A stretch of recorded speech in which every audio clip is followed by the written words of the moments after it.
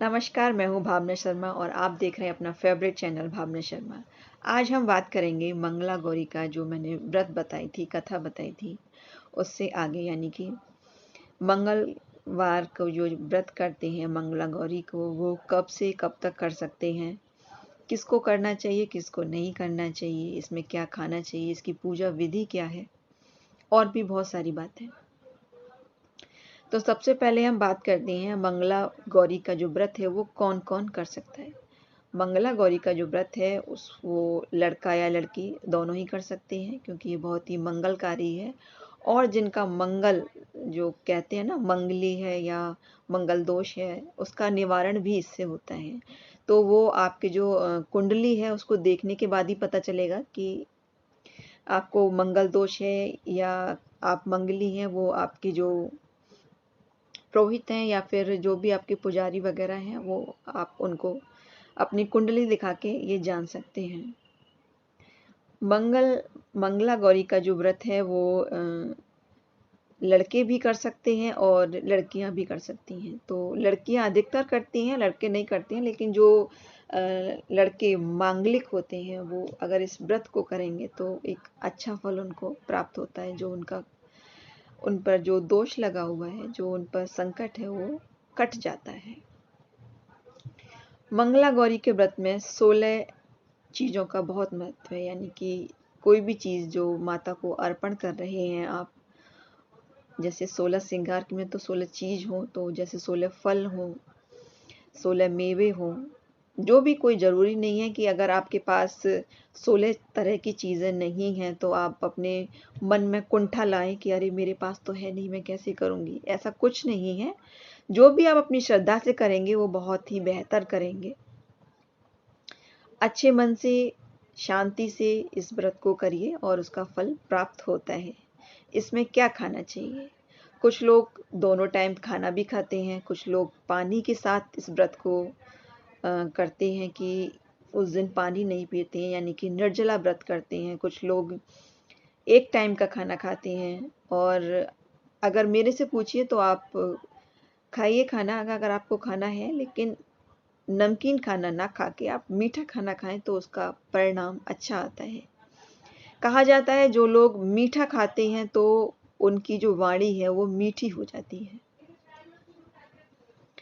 Main चीज़ क्या है कि जब आप व्रत रखते हैं तो आप क्या सोच रहे हैं, समझ रहे हैं, उन चीज़ों का काफ़ी इफ़ेक्ट पड़ता है आपके व्रत पर। क्योंकि जो आपकी मनोस्थिति है, आप उस स्थिति में जो व्रत कर रहे हैं, जो प्रण ले रहे हैं, उसका एक नेगेटिव इफ़ेक्ट भी पड़ता है और एक पॉज़िटिव इफ़ेक्ट भी पड़ता है। इसीलिए कहा जाता है कि मीठा खाएँगे तो मीठा बोलेंगे। इसलिए मैं कहना चाहूँगी अगर आप मीठा ले सकते हैं तो आप मीठा लीजिए। उससे आपकी जो एनर्जी है वो भी बनी रहेगी। अगर आपके यहाँ प्रथा है कि आपको निर्जला व्रत करना है तो वो आप देख सकते हैं। जैसे भी सभी जगह की अलग-अलग परंपराएँ होती हैं, अलग-अलग तौर तरीके होते हैं। कुछ लोग कहते हैं कि हमारे यहाँ माँ गौरा की मूर्ति नहीं है, हमारे यहाँ माता गौरा का कोई फ़ोटो नहीं है। तो आजकल के युग जो है वो इंटरनेट का युग है, तो आप डाउनलोड भी कर सकती हैं उसको। आप मोबाइल में उसको देख सकती हैं। मोबाइल में आप लगाइए, सेलेक्ट कीजिए और वो तस्वीर आपके सामने आ जाएगी। आप डाउनलोड भी कर सकते हैं, पेपर पर भी निकाल सकते हैं। अगर ये सब कुछ भी ना हो तो, क्या करें? उसके लिए आप एक कटोरी में चावल लीजिए, कटोरी में लीजिए या प्लेट में लीजिए। उसमें एक सुपारी लीजिए, सुपारी ले लीजिए, एक बड़ी सी सुपारी लीजिए और उसको जो कलावा बोलते हैं, जो हाथ में बाँधते हैं, मोली जिसे बोलते हैं, उससे लपेटते हुए जाइए और बोलिए कि जो मैंने ये सुपारी ली है, इसको मैं गौरा माँ के रूप में स्थापित कर रही हूँ और उसपे वो जो मोली है उसको लपेट दीजिए, कंप्लीटली उसको कवर कर दीजिए और उसको चावल की जो ढेर है उसके ऊपर रख दीजिए और कहिए कि हे माँ, मैंने आपको इस सुपारी के रूप में सुपारी के रूप में आपका आह्वान किया है, मैंने आपको इसके रूप में स्वीकार किया है। तो भी आपका जो व्रत है वो सफल होता है। और केवल माता को ही नहीं, हम बहुत सी जगह पर गणेश जी की मूर्ति नहीं होती है या किसी और देवता की नहीं होती है, तो हम उनको भी इसी तरह से विराजमान कर सकते हैं।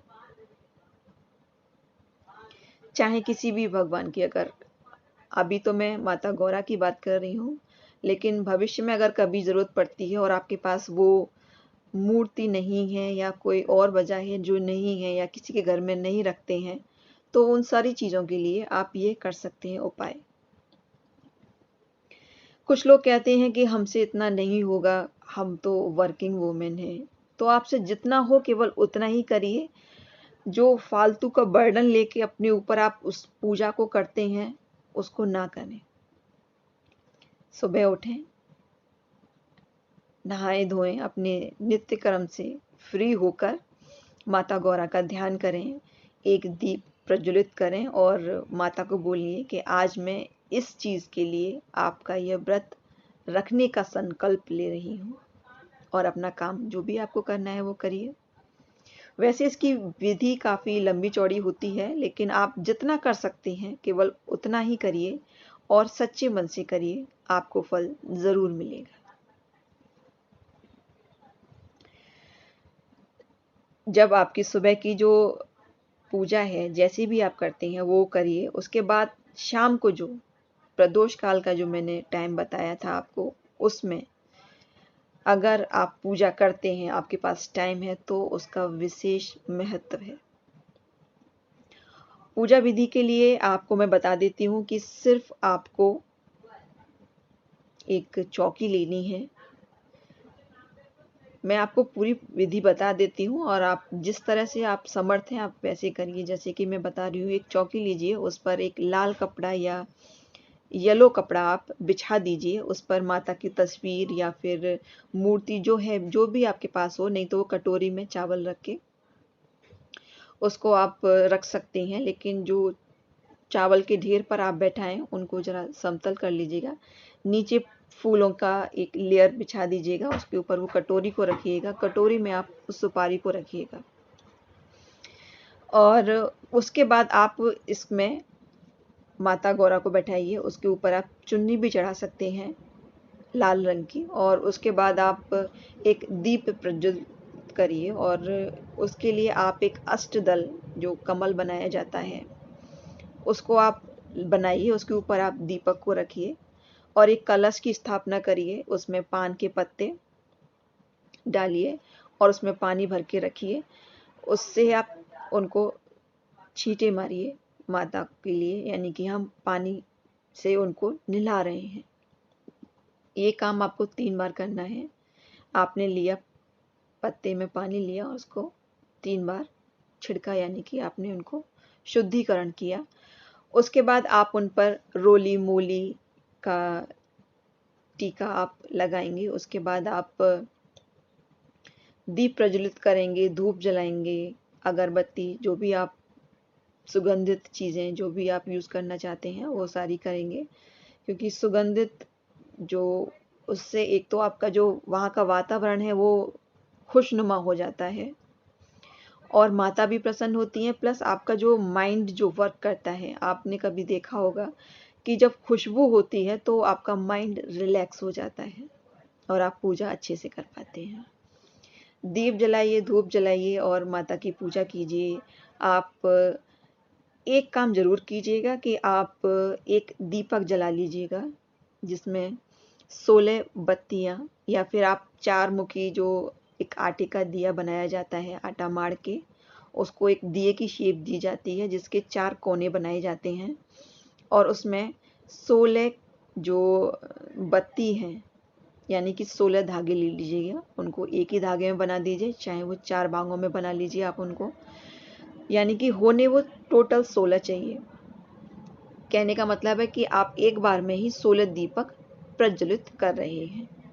आप दीपक से उनकी आरती करिए, उनकी प्रार्थना करिए और उनकी कथा अगर आप पढ़ना चाहते हैं, आपके पास टाइम है तो बिल्कुल पढ़िए। कथा पढ़िए उनकी। सबसे पहले गणेश जी की पढ़िए जो उनके पुत्र हैं, फिर माता की पढ़िए, फिर आप चाहते हैं तो शिव जी की भी आराधना कर सकते हैं। लेकिन माता गौरा का इसमें विशेष महत्व होता है, तो आप माता गौरा को लिए ही अगर करेंगे तो ज़्यादा बेहतर होता है। अगर और भी कोई प्रश्न अगर आपके लिए अभी रह गया हो जो आपको पूछना हो, तो वो भी आप मेरे से पूछ सकते हैं। अगर किसी के पति पत्नी के संबंध अच्छे नहीं हैं, वो लोग भी इसको कर सकते हैं। संतान प्राप्ति के लिए भी इस व्रत को किया जाता है। आपकी जो भी मनोइच्छा है उसके लिए किया जाता है, लेकिन सावन के सोमवार में ही किया जाता है। शुरुआत जो है वो सोमवार से की जाती है। चारों सोमवार रखिए आप, पांचों सोमवार रखिए, जितने भी सावन के सोमवार आते हैं। अगर आपका जैसे सोमवार का व्रत रख रहे हैं, नेक्स्ट डे आपका अगर मंगला गौरी का व्रत है और आप पूरे दिन भूखा नहीं रह पाएंगे क्योंकि आपने एक तो सोमवार का व्रत रखा, तो आप जितना कर सकते हैं उतना ही करिए। कुछ लोग पूरे जो सावन का पूरा महीना होता है उसका व्रत भी रखते हैं। तो लोगों की अलग अलग कैपेसिटी है, आप वो उनके अकॉर्डिंग रखते हैं। आप किसी की होड़ मत करिएगा कि भाई उसने रखे तो मैं भी रखूँगा, ऐसा नहीं होता है। जो आप जैसे हैं उसमें ही अपने आप को समर्थ बनाएंगे तो आगे और भी कुछ कर सकेंगे। यहीं मैं अपने शब्दों को विराम दूंगी और आप सबको तहे दिल से प्रणाम। और माता गौरी की पूजा कीजिए, जो चाहिए वो मिलेगा। जय श्री